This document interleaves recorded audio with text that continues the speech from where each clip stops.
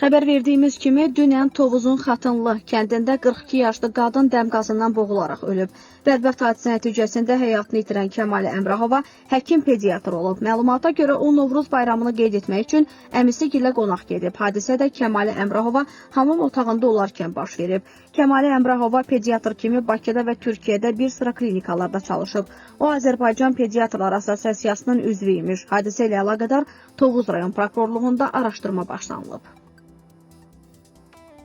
Azərbaycanın tanınmış iş adamı və bəstəkarı vəfat edib. Tanınmış iş adamı və bir çox məşhur mahnıların müəllifi bəstəkar Əzim Əzimov vəfat edib. O, ürək xəstəliyindən Gürcüstanda dünyasını dəyişib. Qeyd edək ki, Əzim Əzimov biznesmen kimi fəaliyyət göstərsə də, o bir çox gözəl mahnıların müəllifi idi. Müğənni Nazənin Salayevanın ifa etdiyi məşhur "Dostlar məni unutmayın" mahnısı ona məxsusdur.